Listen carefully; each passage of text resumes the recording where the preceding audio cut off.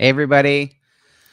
Oh, it is a lot going on in the world. I'm glad if you're able to take a moment and reflect on those who defend our country.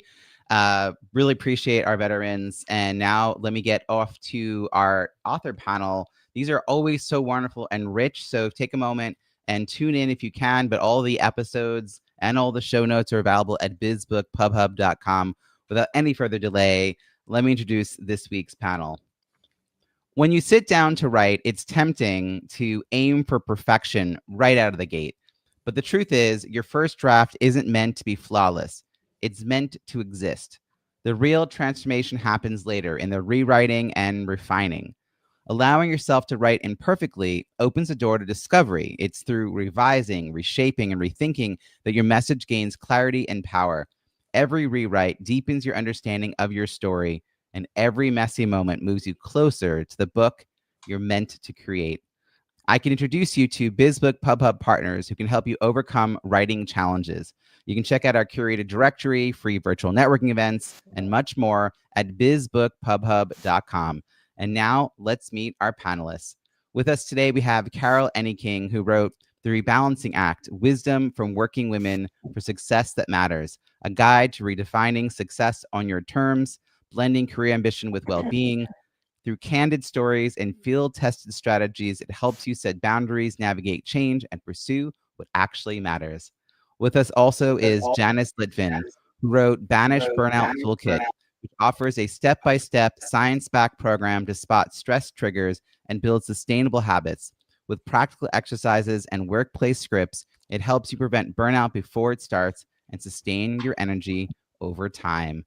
Please join me welcoming Carol and Janice. Welcome. And Carol, I'm going to kick things off with you. I gave a little bit of a sense of what your book's about, but I want to know more. Who did you have in mind when you were writing this book? And welcome. Thank you. Glad to be here. I had all the women that I've known, all the women who've crossed my path over the 30 plus years I've been working, and especially those who are trying to juggle it all. They're caregivers, their parents, their friends. They have so many roles, and we just juggle and juggle and juggle. And it's a constant rebalancing act, which is how the name of my book came to be.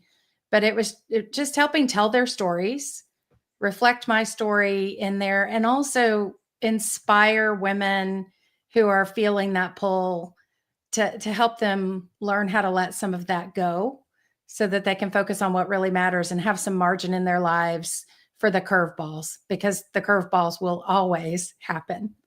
Always. I like your subtitle so much because I feel like it really it has the who, it's clear, it has the message built in. I love that. Janice, I've been a fan of you and your book for a long time. So who do you have in mind for this book, Banish Burnout Toolkit?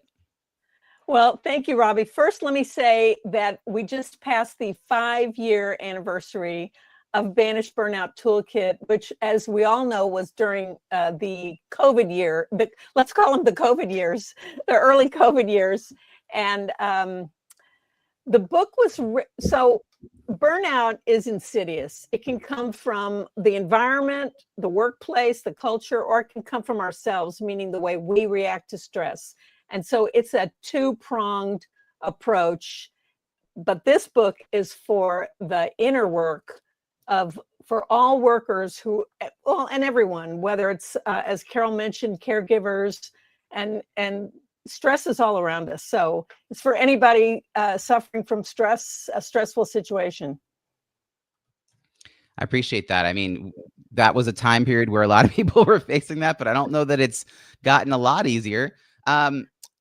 Which one of you, is this your first book? Is this a first book for both of you, or do you both of you? Oh, okay. Carol, I'm going to come to you first for this question then, because I think first-time authors can give insight that long-time authors sometimes forget, which is, how did you get past the messaging in your head, the angst around this, the not knowing what's around the corner, or who to ask for help, or what help was even needed? Like, to produce a physical thing like a book is taking ideas from your head and having to find ways to translate it into a format that others can access. I think for those who are listening, this feels like a black box if you haven't done it yet. What was your approach? Who helped you? How did you internally approach this? Why was it so important? I mean, just, yeah. Well, I'm so excited that you wrote this book. Well, thank you. And it's so funny because I guess I felt all the things, you know, it was all that and more on any given day. And I always thought, oh, I'll write a book someday. You know, we park these ideas out there in Someday Isle, which is this lovely island where we never make it to visit. And then the someday became, why not now? But I've got to say, I had a secret weapon, and the secret weapon taught me a lot and made it possible to actually make this happen. I'm not saying everybody needs to do it this way, but it worked so beautifully for me. My secret weapon is my best childhood friend. She is an author, and she has written, I think, gosh, I'm losing count. I think it's 18 books now. Wow. And so I called her and I said, hey, Bethany, how would you like to help me write a book? And if I hadn't had her, I don't know that I would have already published the book. It might still be floating around in my head. But it's funny now because I get asked a lot to help other people who are aspiring authors through the process. And so a couple things I can say that working with Bethany taught me. Number one, write from a stream of consciousness. I think a lot of us approach things like it's a high school term paper or something, and we've got to have a specific outline and everything really just linearly flowing and themes and all that. And that can be very intimidating. So just write from a stream of consciousness. One of my mentors, Trisha Brooke, gave me it's software. I don't know if they have a separate app. I just use it. It's cloud-based. I use it on any browser, and it's called 750 Words, and it's a free service. And you just start writing, and every day the goal is to write 750 words, and it's AI powered. So when you get to 750, it'll tell you, hey, you're there. And then it starts organizing your thoughts. Like, today you seemed pensive. Today you seemed thoughtful, whatever it is. And it kind of starts organizing things for you, which can help. But I think get the words down, get the writing down, and then make sense of it and start to organize and edit. And Bethany taught me that the process of just writing from stream of consciousness really freed my brain up to just speak, just say we all have this message. So just say that message, get it out there, and then worry about how it all comes together later. But I think the other thing that was really insightful for me is we decided to interview other women and men, and we ended up interviewing over 70 people. And so the encouragement that we got as we were asking the questions, and I say it was really, I did the interviews, and then Bethany would help categorize them, she was kind of the organizer of it all. But people would say, I thought it was just me. I really wanted to share my message. Thank you for doing this. I can't wait to read it. And I was interviewing people I had never met because it started to just flow. People would say, oh, you should talk to my friend. And That's so awesome. We just sort of added the interviews as a way to try to get more perspective on the story I was trying to tell. And that ended up being a really cool byproduct of all this, was all those conversations and the doors that opened from that. So I don't know that I'm totally answering your question, but having a ghostwriter helped me a ton. And then just letting go of trying to keep things organized. You're fighting inertia, you know, if something's at rest, it'll remain at rest. But once you get going, you'll keep going. So just get going. All right. I'm going to have some takeaways I want to pull out from this. One is everyone needs to find a Bethany. So yeah, or Bethany. Yeah, she's available. So we can put information about that in the show notes. But I also hear you that it's about, you found a good partner who understood the process. I think if you are someone who's considering becoming an author, go hang out with authors. Same is true for speakers. Yes. If you want to be a professional speaker, hang out with professional speakers. You'll pick up things just in the ethos about what's working, what's not, what comes from around the corner. Whether, you know, a good process is working for you, your business or not. But the other thing is that free flow, what you were describing about free flow writing was reminiscent of The Artist's Way, morning pages. I dated someone who was, you know, religious about doing morning pages, 3 pages a day by hand. And she wrote poetry, and for her, it was like how she got out of her own head. And I think what you're saying is like, just let the conversation flow And then you also share this cool AI tool. We'll put the link to that in the show notes as well. I want to come over here to Janice. Janice, congratulations. It's been 5 years. That's a big moment. Yeah. But, you know, do you recall, like, you're Yeah. part of the National Speakers Association, which is how you and I met. And I know that the mantra there is like, you need a book, you need a book, Yeah. you need a book. You got the book. Like, did you know what to do with the book once you had the book? Was it clear, like, how to leverage the book? I mean, I feel you learned so much after the fact, but Yeah. going in, like, what were some of those metrics of success you were aiming for, and what changed over the last few years? Really good questions. Yes. I just wanted to, first of all, reiterate what Carolyn, you said, find your tribe. I found an authors group. It made a huge, huge difference. Before I even knew exactly what I wanted to do, I sat with authors. And one day I came home and said to my husband, guess what? I'm an author. Even though I hadn't even done that much with it yet, I felt just like with National Speakers Association. So yes, as you said, Robbie, what happens after? So of course, social media is our friend, but the bigger point of my book was to be a calling card for my speaking. And so it was partly a credibility builder, but interestingly, along the way, there was going to be a book and then a workbook. And then I started to get confused. What should go in the book versus what should go in the workbook? And I was working with a developmental editor who was immensely helpful. But one day, you know how sometimes you get ideas, those brain waves when you're first kind of waking up, you're not awake, but the brain waves are starting to activate. And the word workbook was like screaming at me that morning, workbook, workbook, it's a workbook. So I ran and picked up the phone. I said, it's all going to be in one book. It's just too confusing to put it in two books. So long story short, it was all one workbook, which made a huge difference because it could be used whether I was delivering a keynote or a workshop where we would use the workbook. And so my clients love it. So most of my sales come through bulk orders from my clients. So one of the things I'm hearing with this is that the evolution of writing, much like I said in the intro, often reveals something to the author about their process, their book. A lot of times I hear authors create new frameworks, naming frameworks, coming up with the steps, you know, just granular things get named and created that had been maybe a little more amorphous. For you, it was trying to understand how to wrap your arms around all this content. But as you said, you have different formats that you'll be also speaking. So it's useful in these two different arenas. And we'll come back to the idea of bulk books, book orders in a moment, because it's a great way to get the word out quickly. But Carol, there was something you said earlier about how you interviewed 70 people that I didn't want to skip past, because I'm a big believer in building these really big, engaged launch teams and focusing on getting Amazon reviews. And a big piece of that is I want people to know the book is coming.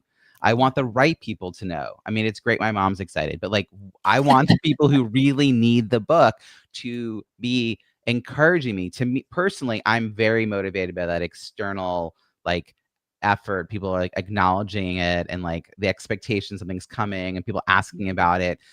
So obviously you sort of almost in this like there's this called snowball effect, which is when you're doing surveys and you ask 5 people you know, and then they each suggest 2 more people. Like you do this snowball effect and you end up reaching way outside your own inner circle. Sounds like your interviews led that direction. And then what was the early feedback? Because those are the people who were really invested. Did they help boost the book when it was available?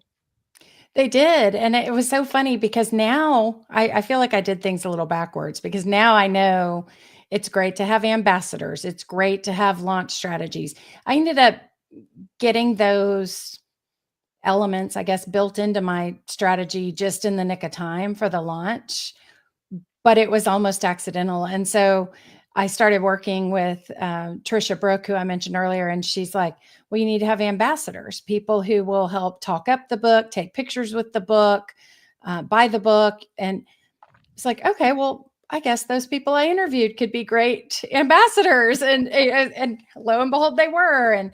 And the whole process of interviewing was so funny because I started by just asking my friends. When you've worked in the corporate world for, what was it, 30 something years, you know, a lot of people. And I thought, I want to interview women who've who look like they have it all together and have figured this out. And I want to interview women who haven't yet, and want to interview everyone in between. So you start out kind of begging your friends like, hey, I'm writing a book.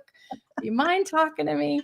And they were great. But what happened, the snowball effect that you just described, was so powerful, because they would say, you should talk to my friend. She's an attorney in New York City. You know, I'm in Houston, Texas. And then I end up making friends with people I never would have known if not for this process. Yesterday, this is kind of a full circle moment, because I've been a member of NSA, National Speakers Association, myself over the years. I need to renew. Excuse me. I gave it up when I went back into corporate for 7 years, and I need to get back into it. But that's how the idea of a book first percolated with me years ago. And I wrote the book because I wanted to be a speaker, and I wanted the book to help hone my message. And so, yeah, my mom was excited. You know, I was like, I might sell 5 copies, but I'll have my book. And as Janice said, it's your calling card. Yesterday, I had lunch with a guy named Jim Cathcart. I don't know if you've heard of Jim Cathcart, but he wrote the CSP curriculum. Like, he's the one who certifies speaking professionals. I used to teach a video class where he was one of the video speakers. And I mean, the fact that I even met this guy, much less sat down and had lunch with him, is totally attributed to these interviews in this book. Because somebody I talked to introduced me to somebody else to interview, who said, you should connect with Trisha Brook, who said, you should connect with Connie Fife for your speaking, who said, oh, by the way, I also represent Jim Cathcart, who introduced me to Jim Cathcart. And then the next thing you know, I'm having lunch with him in Austin. So it's just an example of the mushroom effect that can happen when you start networking and making your dream come true. And so I want to encourage people that, you know, if you've got an idea percolating out there and you're kind of like, when will I do it? How will I do it? You don't have to have all the answers sewn up and perfect. There's never that perfect time. But So when much you of this- decide to do it, the universe opens up signals all over the place that help you get there. So much of what I'm hearing from both of you is the leveraging. So you both use the idea of your book being a calling card, but that almost feels too passive for what you're describing. You're not just like, here's my card, I'm leaving this card behind. No, you are like actively engaging your network, you know, whether it was through, for you, these interviews, or Janice, I want to hear more about these bulk orders of books and the speaking engagements you're booking, because a lot of people say they're writing a book to help them as a speaker, but there's like it's like they're missing 4 or 5 steps between those two things. It's not just one step about how to make that useful. Like, how do you, this is like a Lois Kramer moment. How do you bring the book up when you're selling your speaking services so that it becomes another whole revenue stream for your business? Because none of us are going to get rich off of each individual book sale from like an online realtor. But we might retailer, but we might get more money from selling bulk orders of books. So Janice, help me understand how you use your book to get in front of the right audiences, and how those audiences then get a copy of your book, which then continues the cycle. Well, it's funny you mentioned Lois Kramer, because, you know, I think a lot of messages that I have in my head came from Lois Kramer. And I've also had lunch with Jim Cathcart. I don't know if you know, he's one of the original 3 or 4 founders of National Speakers Association, along with Patricia Fripp, who's in my chapter, San Francisco. Yes. And when I was speaking in Austin in 2022, he also took me to lunch. What a small world. But I digress. So I can hear Lois Kramer speaking in my head going, your book is another revenue stream. Your book is building credibility. Your book is another offering. Your book is a credit card. Your book is a credibility, another offering, another revenue stream. And when you say, I wrote the book, I'm a speaker about burnout, I wrote the book. It's like, I wrote the book. I was one of the first speakers to write a book about burnout. And so instantly they're like, oh, she wrote the book. As a matter of fact, one time I was speaking at a college, and while they were introducing me, they kept calling me Dr. Litvin. And I thought, I don't think I'm going to correct them right now. Because I'd written a book, and only PhDs write books in their world. So anyway, so as I was contacting companies, that was always kind of a line in the letter. And by the way, here's my book. By the way, the book is part of the package. In other words, the book is part of my package. Do Whether you it's offer a certain number of books just included with your package? Like, is there, like, I did that with my first book because it's about networking at conferences and I was speaking in person. So I was like, if you pay my full fee, whatever it was at the time, you get X number of books. And then I had a discount for more orders of books. Like, how are you including that conversation? Yes, if they, so also from National Speakers Association, there's a speaker named Lori Guest from somewhere in the middle of the country, Louisville or Kansas City or one of those places in the middle. St. Louis, I think she's from. Anyway, so she talks about the 3-tier pricing plan. And so my book is always right underneath each segment in big, bold letters, Banish Burnout Toolkit. So many, you know, with this plan, you'll get so many free copies. And one of my options, and I got this idea from Judy Carter, another humor speaker in Los Angeles, that my book, though it is in print, is also a fillable PDF because so many people in our world like devices and they don't like paper and pens. I won't name any names. And so one of my options is a fillable PDF, which, by the way, Amazon does not handle. And so that option is on my book, on my website. And a lot of companies love that as an option. Yeah. And it's so easy to give that away. We are name dropping some really awesome people. I think people are going to walk away wanting to know more about the National Speakers Association. And I will put a link to that site because I am a member of it for over a decade, and I'm the membership director for my local chapter in Philadelphia.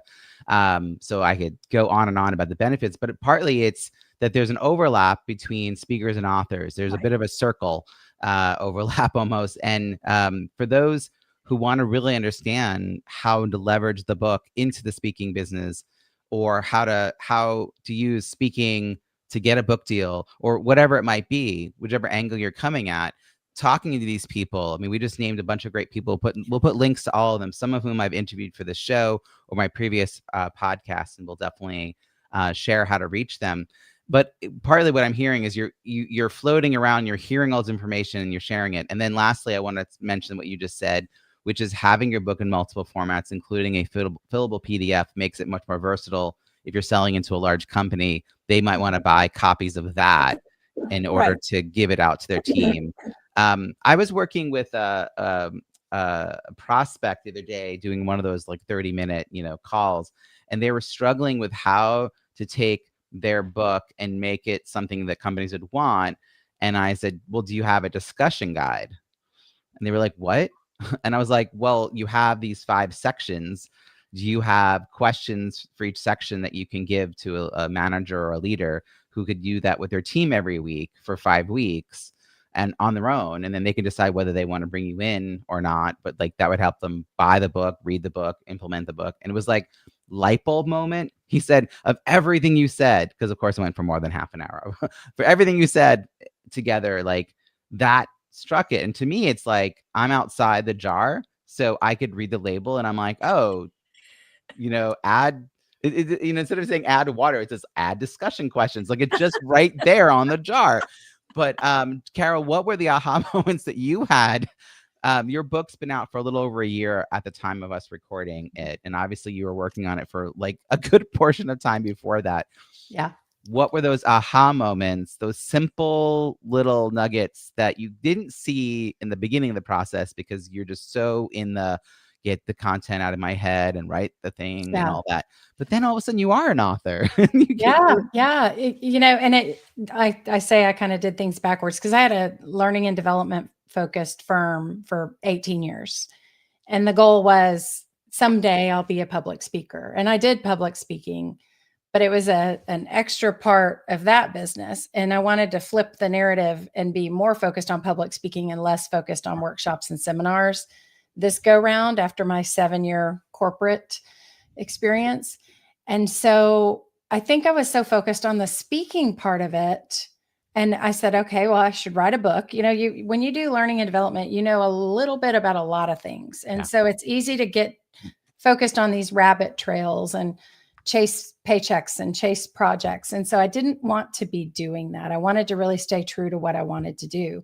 But one day I woke up and I was like, well, what happens after I speak? You know, the book opens doors. The book helps people move through moments, move through situations.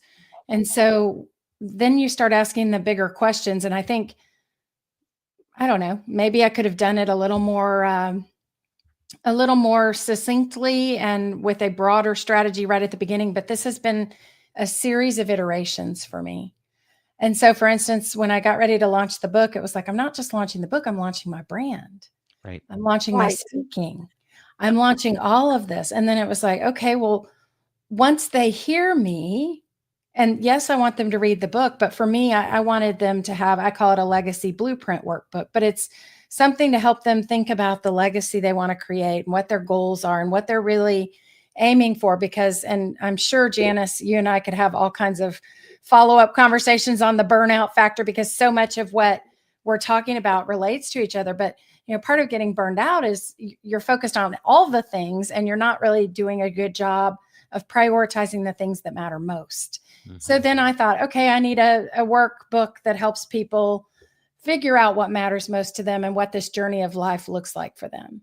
So that was one thing. Well, then I had all these people when I would speak and they'd say, how can we continue the conversation? Right. And I had to be dragged kicking and screaming to start a mastermind group. Like, do I really want to go there? Am I a coach? Am I not? It's like, yes, right. I can coach people. Right. And I had to have them come knocking on my door saying, will you coach me, for me to decide to do that? And so I think to some extent, there's probably a way to do this that is much more focused and planned.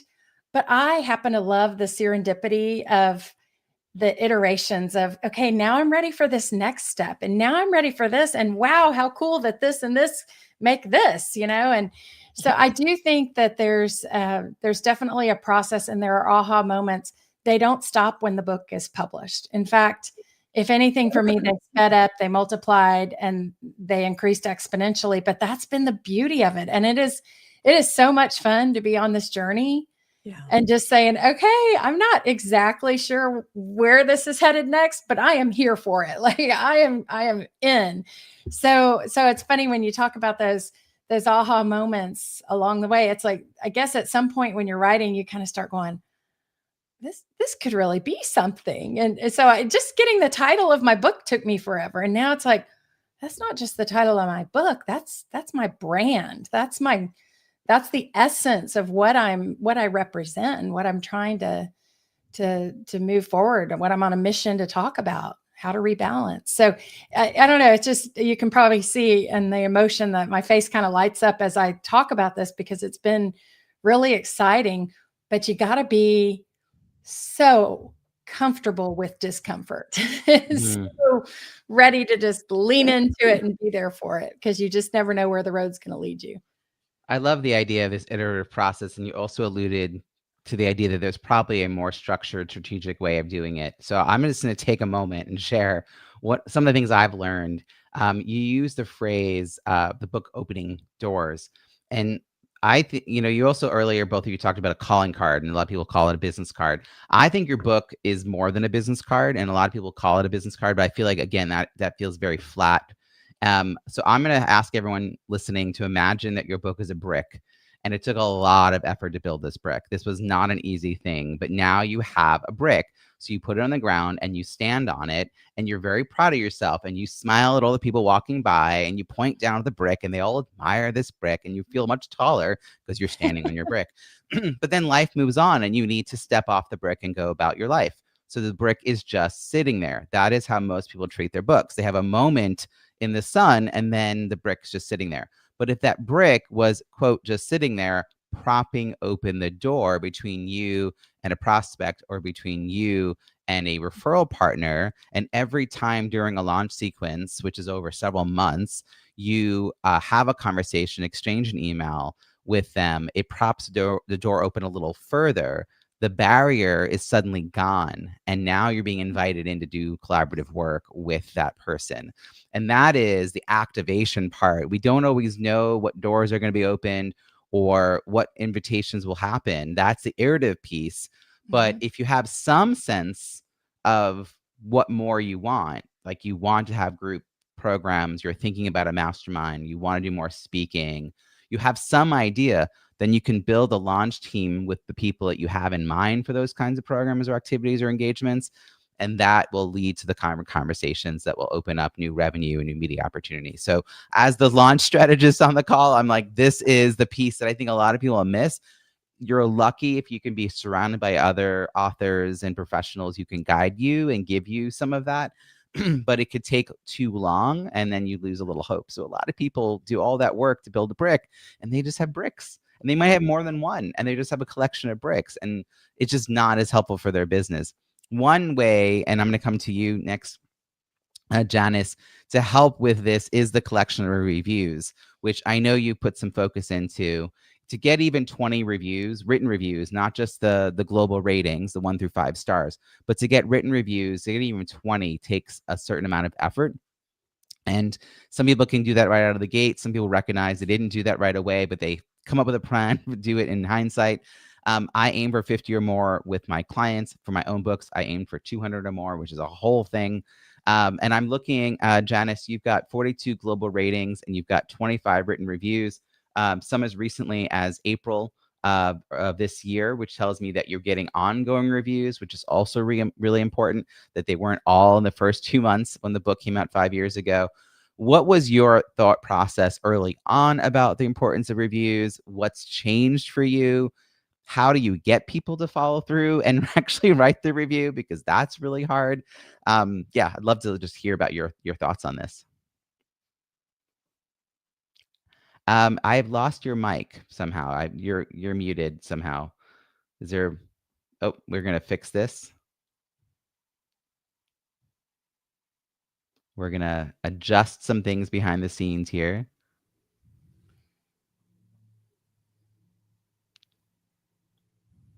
And now you've muted yourself, but we'll have you unmute to switch back. Now, And that's, yeah, great. You're on. Fantastic. I think this died on me or something.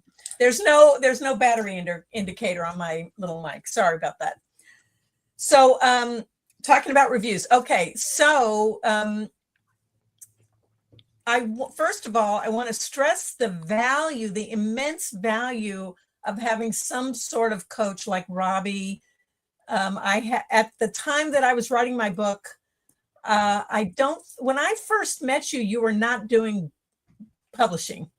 You were doing bagels, croissants and bagels. Networking.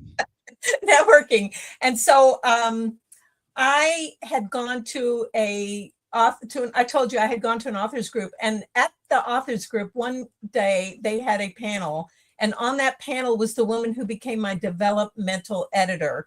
A developmental editor can become your book coach because they're helping you craft the whole structure, the whole plan, the whole order, right, making sure each chapter has the same form, et cetera, how many chapters, all that.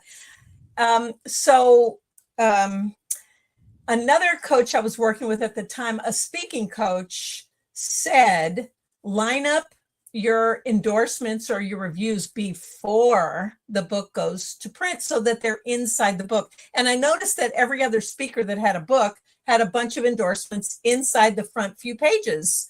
So he gave me a list of prompts, and I should send that to you, Robbie. He gave me a list of prompts to help people kick off their endorsement. I don't remember, I think there were 10. And so and he helped me craft an email. So I sent them to a number of people, Patricia Fripp, of course, who's a huge advocate for other speakers. And probably everyone I knew in National Speakers Association, and all my friends, like Carol, you talked about, depending on your friends. And I sent them a very kind request, as well as this list of 10 prompts. And people were responding really quickly. I don't think there was one person I had to chase down for my review. And remember, if I'm marketing my book, I'm marketing their books too, because their book is posted as who they are, as the name that goes with their endorsement. So all of our marketing helps globally, helps each other. So I think I already had 10 in the book, but they weren't on Amazon. So then I had to go back later and once Robbie started working in this venue and remind them that, hey, your review's not on Amazon. So I, in my email, sent them, here's what you wrote in my endorsement. Would you please just copy and paste this into Amazon? Now, they hadn't purchased the book on Amazon, so I know sometimes that can be, it's not a verified review or whatever Amazon's rule is about that. And so then Robbie continues to support authors by holding a Kindle cross promotion once, twice, or 3 times a year, which is a huge amount of work Robbie provides for authors. And as part of the process, Robbie reminds all of us to review each other's books. And so that's the commitment we make when we sign up, that as much as possible, we're going to review other authors' books and support them through social media, et cetera, which is globally a huge benefit, because other people are talking about your work. So the Kindle flash sales, have been a reminder for a lot of authors to pay attention to their book for a few weeks, because once the book's out, officially past the first year, it can kind of go to the back burner and get a little bit forgotten within a busy business that is always creating new things. But that book, it has staying power, and we want to remind people. So when we work with our Kindle flash sale authors, we ask them to lower their Kindle book price to 99 cents 2 weeks before the campaign begins, and to use that 2-week time frame to try to get a few more reviews from people in their network, because the book's been discounted. There's probably some people who originally either gave, glowing testimony via email, said something nice to you in passing at a cocktail party, and you're like, they never put it on Amazon. I know they have the book. And this would be a reason to go, maybe even just to 20, 25 people, and just say, hey, and maybe they got a book in bulk from attending an event, but if you drop it to 99 cents, they'd be willing to purchase it.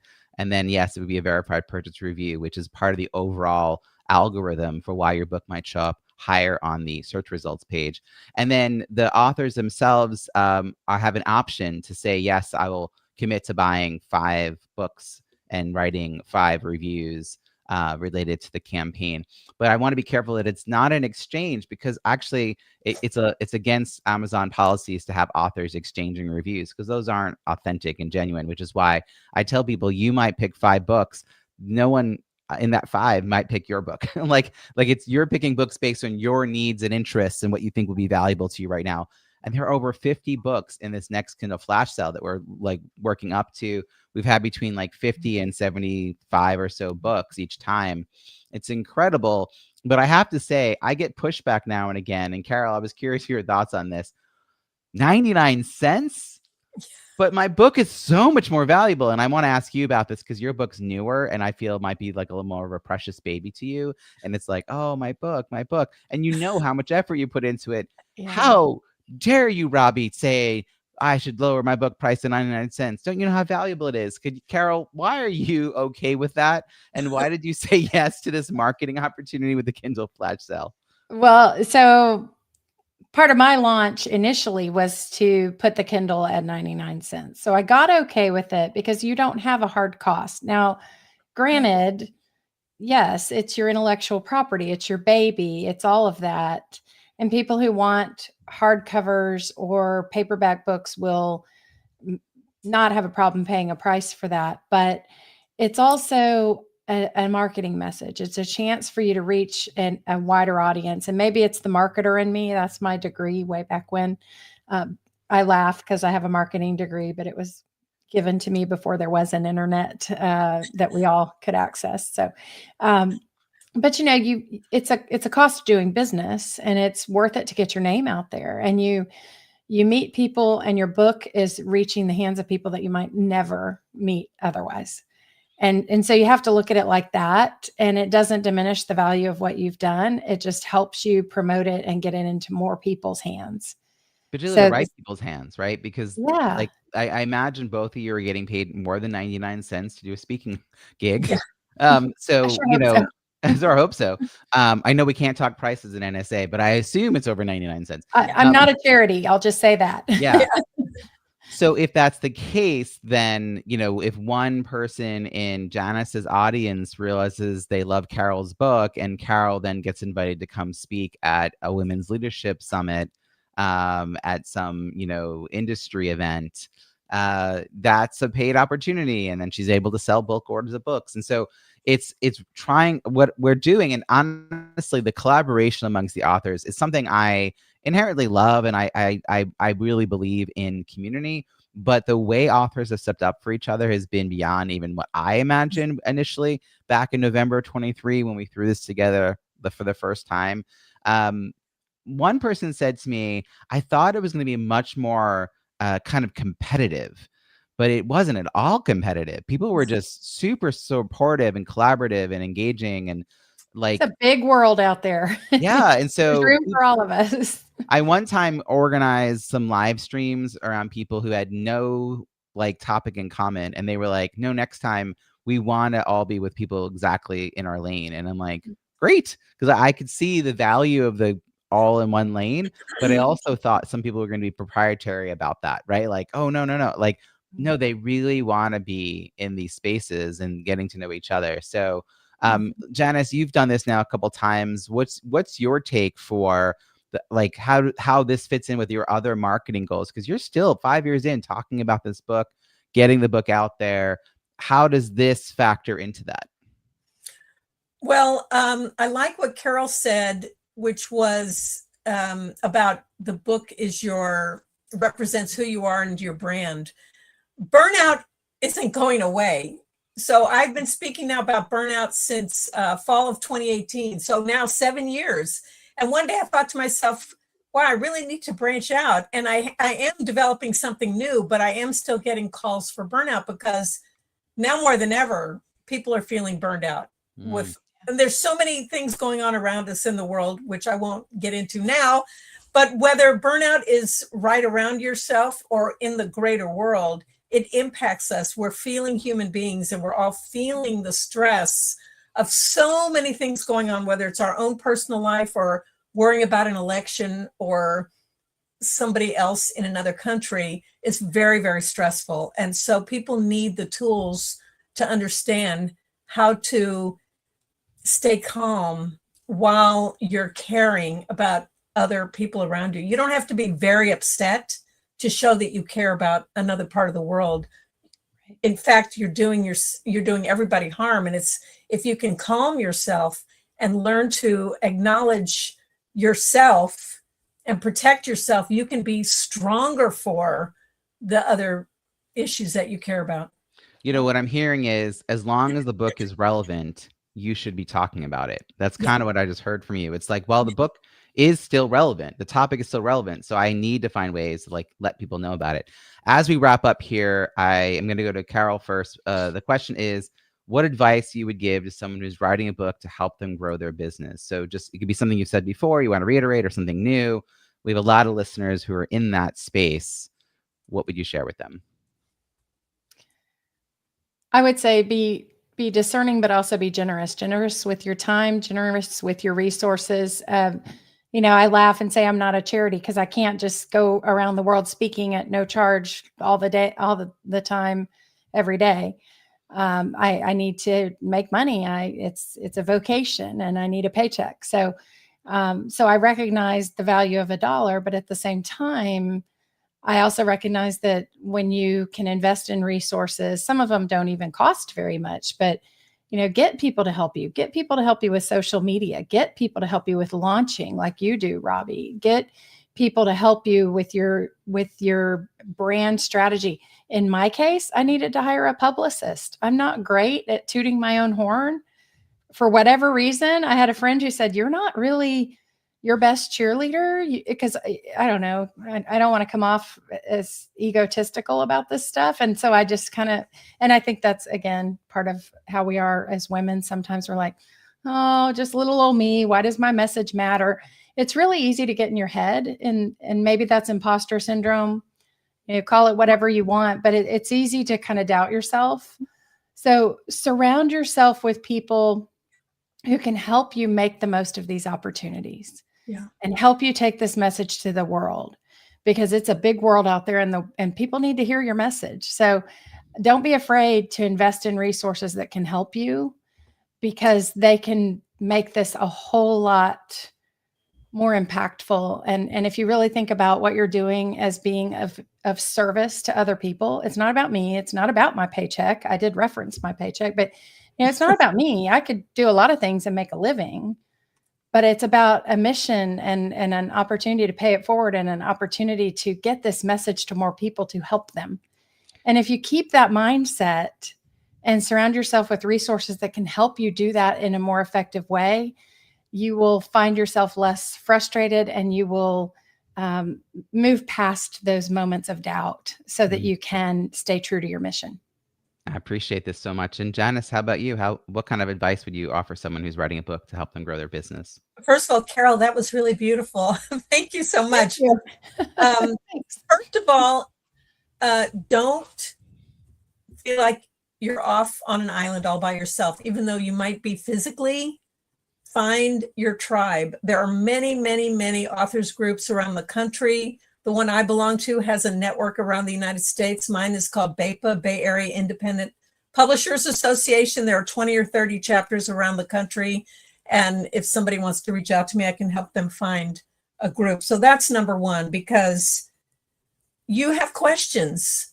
You need answers. How do I deal with this? How do I deal with that? How do I deal with pricing? How do I deal with Amazon? Who should I use for PR? Who should I use for developmental editing, which was my tip number 2. Find a developmental editor / book coach. Find someone to help guide you. Robbie is a perfect source of information, especially with your Biz Book Publishing Hub. And I know you'll have the link in the show notes. And Carol reminded me about PR. I forgot that I had hired a PR firm, which makes a huge difference. They got me on a national television and a lot of articles. And so it really built up my media page on my website and just got the word out there more and more. So no person is an island. Isn't that the song? Yeah, that's awesome. Well, we're going to now ask you how to find you and follow your work, to make sure we have the links in the show notes. So Janice, what are the ways people can find you and follow your work? JaniceLitvin.com is my website. I'm very, very active on LinkedIn. It's open on my computer pretty much 24/7. I respond pretty quickly to comments and direct messages, and other social media as well. Sure. And we're going to put all those links, including to your book, on the website, bizbookpubhub.com. And Carol, how about you? How can people find you and follow your work? Mine's my name as well. It's carolenneking.com. And I'm on all the socials, or at least most of them. I do have a YouTube channel, but I've never really tried to promote subscribers, but it's a place where a lot of videos and things live. But definitely LinkedIn. I have Facebook, Instagram. Apparently I have a TikTok. My stepdaughter set it up for me. So I'm not on TikTok a whole lot, but I'm there. That's probably not the best way to reach me.